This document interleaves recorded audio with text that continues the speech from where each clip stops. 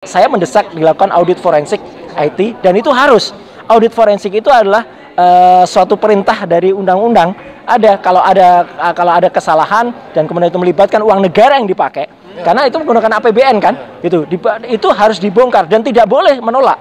Karena kalau dia menolak, dia kemudian melanggar Undang-Undang Keterbukaan Informasi Publik 14 tahun 2008. Dan kemudian ternyata tanpa audit pun saya juga sudah membongkarnya. Itu IP yang digunakan, internet protokolnya itu digunakan pada satu hosting, ya, kemudian menggunakan cloud Alibaba, Aliying Komputer yang ada di Singapura. Ini pelanggaran lagi Undang-Undang Nomor 27 tahun 2022. Meskipun ada celahnya, undang-undang itu baru berlaku 2 tahun lagi. Tapi 2 tahun dari diundangkan, yaitu tahun 2022, berarti 2024 ini Oktober berlaku. Nah, itu pada saat Presiden sudah baru juga, sudah dilantik. Jadi kan dia sudah melanggar. Kalau tahu sekarang ada undang-undang yang dilanggar, kenapa harus lewat itu? Jadi saya mendesak keras teman-teman akademisi dan peneliti, jangan kemudian takut untuk bicara. Ayo speak up, ya, kita bicara bongkar itu semua untuk mengembalikan marwah ilmu pengetahuan, marwah teknologi, supaya jangan digunakan untuk payung dari berbagai kesalahan. Karena berkali-kali katakan ini teknologi. Pertanyaannya, kenapa para rektor yang kemarin pada protes kok sekarang kan pada tenggelam lagi tuh? Ya, makanya ada yang tekan. Makanya harus kita himbau untuk mereka berani bersuara, ya, gitu. Dimulai dari Prof. Kuncoro di Jogja, ya, di psikologi. Ayo kita bangkitkan kembali teman-teman yang ada untuk bangkit dan berteriak lagi. Tidak perlu berpikir soal politis, ini bukan politis kok. Ini adalah memurnikan kembali akal sehat, untuk kembali kejujuran kepada bangsa kita. Saya kira itu. Nah, sekarang sudut pandang KPK. Kan tadi ada anggaran belanja negara. Ya. Nah, tolong, bagaimana KPK? Ya, yang penting kan kalau kita bicara keuangan negara itu kalau ditemukan adanya temuan, kemudian itu tidak dilaporkan ke penegak hukum, itu pidana gitu. Ya. Jadi sejauh mana sekarang BPK bisa mengaudit itu semua anggaran itu? Dan tadi kan Mas Suryo bilang, kenapa pilih Alibaba? Kenapa nggak di Telkom juga ada kok? Betul. Kenapa nggak pilih Telkom? Betul. Persis. Nah, berarti kan ada sesuatu. Ya. Bayarnya mahal sekali. Mahal sekali. Ya, jadi makanya saya bilang kembali lagi, pemilu ini akan beradab kalau korupsinya hilang. Tapi bagaimana antum masih pengaruh nggak di KPK supaya mendesak ini periksa gitu, Pak? Oh ya, itu kan perintah undang-undang ya. Nggak ada saya juga, mereka harus menjalani ya. Apalagi ada antum. Harus bisa ditekan itu. Setuju.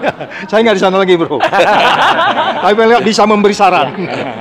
Biar lebih menarik, antum datang ke KPK, himbau adik-adik antum itu. Iya. Komisioner. Itu pasti itu tanggung jawab moral ya. Tanggung jawab moral. Ya, siap. Ya. Siap.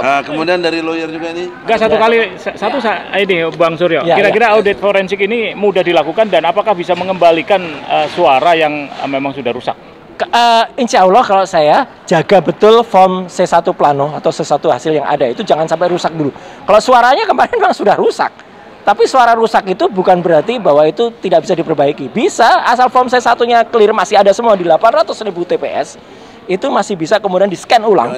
Dan kemudian, nah itu yang bahaya. Jangan sampai form C1 hasilnya itu udah hilang atau dimusnahkan. Itu dulu yang paling penting. Di TPS. Real count-nya yang ada di TPS itu yang harus diselamatkan dulu. Tapi kira-kira yakin nggak Bang Roy Suryo bahwa itu belum rusak atau belum dirusak? Ya, makanya ini termasuk himbauan kepada teman-teman yang ada di lapangan, para pejuang yang ada di sekarang masih ikut menghitung ya. Jangan sampai kita mau kemudian perhitungannya dihentikan atau kemudian itu dimusnahkan sebelum itu clear dulu, sebelum itu jelas dan kemudian itu bisa jadi suara yang ada. Karena apa?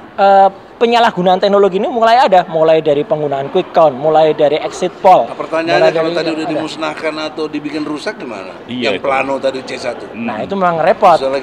Harus mungkin sulit ya untuk kalau pemilu ulang, menurut saya agak susah juga, Pak. Yang rezim yang sekarang berkuasa lagi nanti.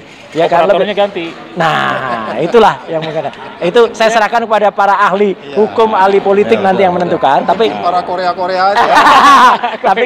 tapi kalau secara teknologi itu masih mungkin kita menyelamatkan itu kalau teman-teman yang punya pengetahuan teknis itu mau dan berani kemudian bersatu dan kemudian tidak takut dengan ada ancaman-ancaman yang ada. Persentasenya kira-kira untuk memungkin tadi berapa persen? Masih sangat mungkin, 100%? Harus, kalau itu masalah saja. Asal berani dilakukan audit forensik dan kemudian berani dibongkar. Ahli hukum coba dimulai dari sini dulu. Oke, siap. Nah, kalau dari ahli hukum, temuan masalah uang ini bukan termasuk delik aduan tapi delik umum.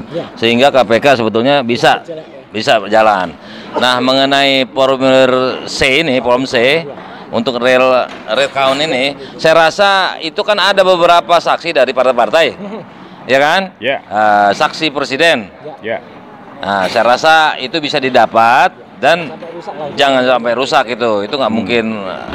Mereka yang foto-foto. Jadi konkretnya sebetulnya ini Jokowi harus dilengserkan. Itu yang utamanya penyakit, bukan akibat-akibat penyakit itu. Sumbernya masih ada terus. Nah, mengenai kesalahan dasar hukum untuk Jokowi dapat dilengserkan itu banyak. Nggak mungkin cukup sekarang ini. Ya, silakan yang lain. Satu aja contoh. Satunya kebohongan, janji politik yang bohong, itu nggak boleh berulang-ulang. Oke. SMK. Oke, sip, monggo. Oke, teman-teman semuanya di mana saja berada. Oke. Ini kan semua tokoh-tokoh sudah ngomong, profesor sudah bicara, aktivis sekelas Pak Egy, jenderal semuanya sudah bicara. Poin kita semuanya sama. Poin kita ingin bagaimana perubahan ini bisa datang secepat-cepatnya. Saya pikir kami dari Indonesia Gemilang ini, Pak Egy, ini gerakan yang lahir batin. Kami akan ikut sama-sama dalam gerakan ini dan kita bersama-sama seluruh rakyat. Kami punya DPD juga di seluruh Indonesia. Konkretnya kita terus lakukan konsolidasi ini bersama-sama dengan seluruh nanti teman-teman. Gerakannya maksudnya people power. Gitu. Ya. Gitu dong. Tapi ya kita ikut people power, kita bagian dari people power itu. Kita bagian dari rakyat bersama-sama. Kapan mulai turun?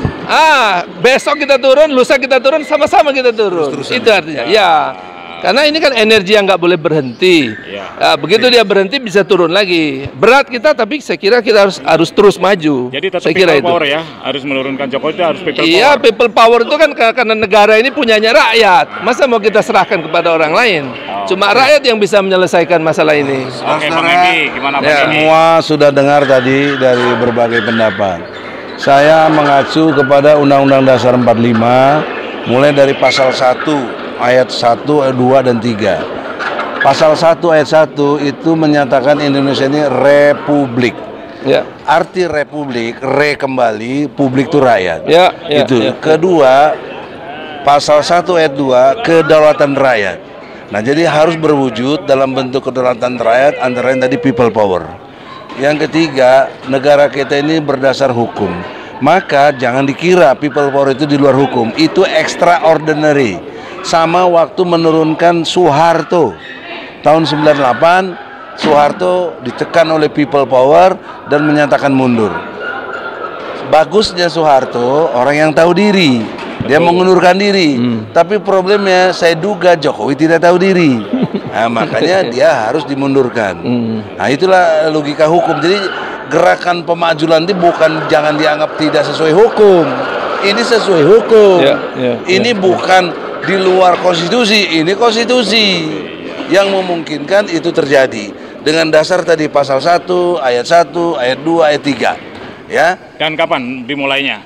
Ya tadi katanya mulai besok, bisa besok atau kapan, itu saya juga tidak menentukan, tetapi yang jelas ini public opini harus digalang supaya orang terutama juga antum punya YouTube yang sudah ratusan ribu yang nontonnya, bagaimana tergerak gitu loh. Saya kira begitu. Semoga kita terus dalam lindungan Allah. Amin. Assalamualaikum warahmatullahi wabarakatuh. Waalaikumsalam warahmatullahi wabarakatuh. Terima kasih. Oke, baik. Sip, ya. Baik, terima kasih. Abang telepon lagi Pak Rohmin. Ardi.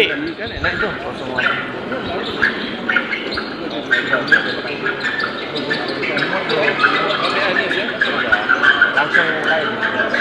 Pak, boleh mic-nya? Makasih Pak ya. Sami-sami.